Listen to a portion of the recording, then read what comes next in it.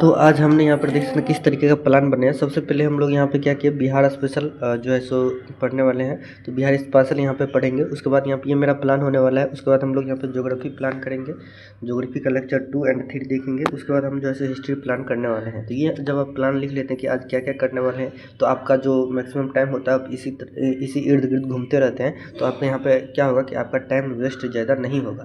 तो इस तरीके से आपको हमेशा एक प्लान के हिसाब से चलना है। तो चलिए स्टार्ट करते हैं सबसे पहले बिहार स्पेशल।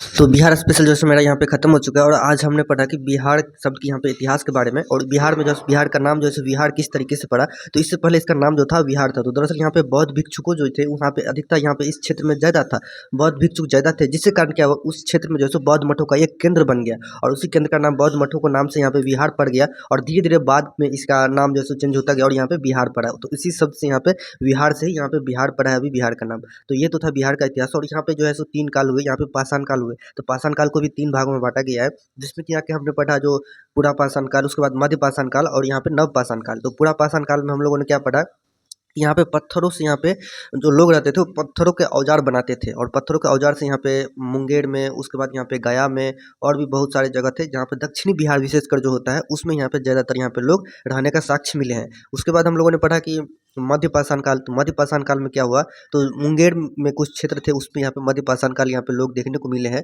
मुंगेर के इर्द गिर्द वाले क्षेत्रों में। उसके बाद हमने पढ़ा नव पाषाण काल, और ज़्यादातर सर ने बताया कि क्वेश्चन इसी से आता है, जो कि है नव पाषाण काल। और इसमें जो है चिरांद जो है यहाँ पे जो कि सारण में है, वहाँ पर हड्डियों से जो बनता है वो अस्त्र शस्त्र यानी कि औजार वो देखने को मिले हैं। तो पूरा भारत में जो है सिर्फ चिरांद में ही, जो कि सारण छपरा अभी जो है वहाँ पे है, तो वहाँ पे जो है हड्डियों से बने औजार देखने को मिले हैं।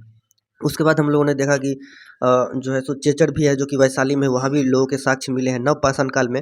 और उसके बाद यहाँ पे जो है गया में भी है, और यहाँ पे रोहतास में भी मिले हैं। तो इस तरीके से ये आज का लेक्चर यहीं पे कंप्लीट हुआ, लेक्चर 1 जो कि था बिहार स्पेशल का। तो आगे हम लोग पढ़ेंगे आगे। अभी जो है मेरा ये खत्म हो चुका है बिहार स्पेशल। तो अब हम देखेंगे ज्योग्राफी, और ज्योग्राफी में हम लोग यहाँ पे लेक्चर 2 और 3 पढ़ने वाले हैं, जो कि स्पेशली मेंस के लिए होगा। तो वीडियो को ज़्यादा से ज़्यादा शेयर कीजिएगा, और अंत तक जरूर से देखिएगा।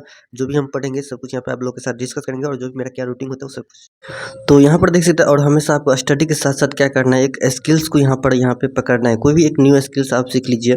जैसे कि मैंने यहाँ पे जो स्टॉक मार्केट जो होता है ट्रेडिंग, वो मैं सीख रहा हूँ अभी, और जस्ट लर्निंग पर्पज से लिए अभी जो है 1 लॉट से ही ट्रेडिंग कर रहा हूँ। तो आज के लिए अगर मार्केट की बात करें तो मार्केट तो 9:15 स्टार्ट होता है, 9:15 में। और यहाँ पर जो है हम जैसे यहाँ पे ओवर ट्रेडिंग नहीं करते, जो भी डिसिप्लिन वगैरह है तो वो सब जो स्टॉक मार्केट वगैरह करते हैं उनको पता होगा। तो अभी यहाँ पर देख सकते हैं किस तरीके से जैसे मार्केट गैप डाउन ओपन हुआ है, तो मार्केट यहाँ से गैप डाउन ओपन हुआ है। और उसके बाद जो भी हमारा सेटअप है, जो हमारा स्ट्रेटजी है, आप लोग को भी अगर कोई करते होंगे तो जस्ट एक स्ट्रेटजी आपको यहाँ पे पकड़ लेना है। और एक स्ट्रेटजी के बाद जैसे ही आपका सेटअप बने, आपको रिस्क मैनेजमेंट को फॉलो करते हुए ट्रेडिंग करना है।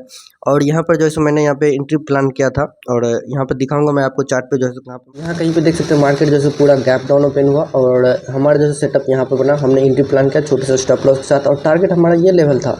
अब मार्केट यहाँ से ऊपर जाए नीचे जाए मुझे कुछ यहाँ पे मतलब नहीं है, क्योंकि अगर मैं ऐसे ही करते रहूँगा, यहाँ पे ब्रेक किया तो इसमें एंट्री कूद लूँगा, फिर मार्केट थोड़ा सा रिवर्स होगा, हमारा स्टॉप लॉस बड़ा हो जाएगा। तो इस तरीके से क्या करना है, आपको रेंडमली एंट्री बाय प्लान नहीं करना है, आपको अपने लेवल का इंतजार करना है, जो भी आपका सेटअप है उसको फॉलो करना है, और इसके रिवार्ड हमेशा मेंटेन करना है। ओवर ट्रेडिंग बिल्कुल भी नहीं करना है, नहीं तो आपको कैपिटल यहाँ पर वर्कआउट हो सकता है। तो अगर जो जस्ट 1 लॉट से मैंने ये ट्रेडिंग प्लान बनाया हुआ है, तो अगर मैं 1 लॉट से अगर मैं दिखाऊँ, अभी मेरा जैसे 1 ट्रेड, अगर मैं दिन का जैसे टोटल 2 ट्रेड लेता हूँ, अगर पहले ट्रेड में हमारा टारगेट हिट हो गया तो हम स्क्रीन को क्लोज कर देते हैं, और अगर पहला ट्रेड में सेल हिट हुआ तो हम फिर सेकंड ट्रेड का प्लान करते हैं, और जैसे ही मेरा रिस्क ओवर हो जाता है डेली का तो मैं क्लोज कर देता हूँ। तो इस तरीके से जो भी करते होंगे उनको पता होगा। तो जस्ट मेरा जैसे पहले ही ट्रेड में यहाँ पे टारगेट हिट हो गया, तो मैं यहाँ पे अब जैसे कोई ट्रेड प्लान करने वाला हूँ नहीं। और यहाँ पर देख सकते हैं मेरा यहाँ पे 1000 प्लस का यहाँ पे अच्छा खासा यहाँ पे प्रॉफिट पॉइंट कैप्चर हो चुका है। अब मैं यहाँ पे ओवर ट्रेडिंग नहीं करने वाला हूँ, क्योंकि सबसे ज़रूरी होता है मेन कैपिटल को प्रोटेक्ट करना, और मैं सीख रहा हूँ। तो यहाँ पे जो है मेरा टारगेट यहाँ तक हिट हो गया था, तो मैं एग्जिट कर गया इसी लेवल के पास। अब मैं यहाँ पे नहीं करने वाला हूँ। तो चलिए यहाँ पे फिर से यहाँ पे फोकस करते हैं अपने जो भी होगा। तो अभी हमने यहाँ पे जो है ज्योग्राफी यहाँ पे पढ़ा, और ज्योग्राफी में जैसे कि मैंने आपको बताया था स्टार्टिंग में, जो अपने जो प्लान डेली का करते हैं उसको कंप्लीट करना ज़रूरी होता है। तो मेरा लेक्चर 2 जो है थोड़ा सा लंबा था, तो वो ख़त्म हो चुका है। और अभी जो है सो अभी जो ज्योग्राफी में मैंने पढ़ा है वो एक्चुअली मेंस का टॉपिक है और उसमें मेंस में काफ़ी ज़्यादा क्वेश्चन पूछे जाते हैं।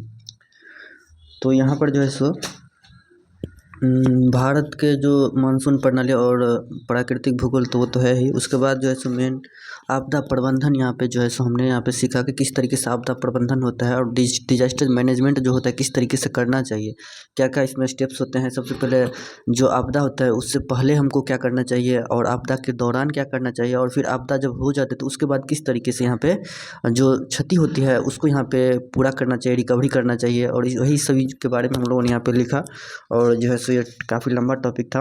और ये आपदा जो है एक साइकिल की तरह होता है जिसमें कि यहाँ पे सर बताए जो आपदा से पहले ही हम लोग को पहले क्या होता था कि आपदा हो जाता था तब हम लोग प्रबंधन के बारे में सोचते थे कि इसको कैसे क्षति को बचाया जाए, लेकिन अब जो है सो ज़माना बदल गया है और हमेशा जो अभी आपदा आने वाला है उससे पहले ही आपको क्या करना है, प्रबंधन करना होता है। जो भी रिक्वायरमेंट होता है उससे पहले ही अगर आपदा आ जाए तो हम किस तरीके से इसको यहाँ पर रोक सकते हैं, उससे पहले ही आपको यहाँ पे मैनेजमेंट करना होता है। तो उसी सब के बारे में बताओ। और ये जो है सो अभी ज़्यादा जरूरी भी हो गया क्योंकि देख सकते हैं अभी जिस तरीके से माहौल है, क्लाइमेट चेंज वगैरह हो रहा है, कहीं पे बाढ़ ज़्यादा आ रहा है तो कहीं पे भूस्खलन वगैरह हो रहा है, तो उन सभी चीज़ों से कैसे बचा जाए उसी के बारे में यहाँ पे पढ़ा। उसके बाद जो है 2005 में एक एक्ट भी आया था नेशनल डिजास्टर मैनेजमेंट का, उसके बाद से ही जो है सो आपदा से पहले ही आपको यहाँ पे मैनेजमेंट करना होता है। तो उसी सभी के बारे में पता। और आगे जो है सो अगला लेक्चर अब यहाँ पे नहीं देखेंगे, लेक्चर 2 और 3 हमको देखना था बट 2 ही में यहाँ पे देख सकते हैं 2 घंटा लग चुका है। तो अब हम लोग यहाँ पे क्या करने वाले हैं, और बीच में जो है सो ट्रेडिंग भी हम यहाँ पे कर रहे थे तो चार्ट में थोड़ा टाइम देना ज़रूरी होता है, तो उधर भी 2-3 घंटा चला ही जाता है। तो कोई बात नहीं है, वो भी अपना जो एक स्किल्स है जो सीख रहा हूँ। उसका इसके बाद हमने क्या बनाया था, उसके बाद अब जैसे हिस्ट्री यहाँ पे पढ़ने वाला हूँ और हिस्ट्री में क्या पढ़ूंगा, बिहार कला एवं संस्कृति के बारे में पढ़ेंगे जो कि आर्ट एंड कल्चर होता है, जो कि मेंस का एक इम्पोर्टेंट पार्ट होता है। तो इसको हम जो है यहाँ पे कंप्लीट करने वाला, और इसका लेक्चर तो यहाँ पे 3-4 है लेक्चर है, लेकिन कंप्लीट करने की कोशिश करेंगे, लेकिन नहीं होगा तो कोई बात नहीं। बिहार कला एवं संस्कृति जब तक खत्म नहीं होगा तब तक हम जो है सो एक ही टॉपिक को लेकर के चलेंगे। तो इस तरीके से जो है मेरा हिस्ट्री कंप्लीट होगा। उसके बाद फिर जो जैसा होता है उसके बाद हम प्लान करेंगे। तो मिलते हैं आपसे।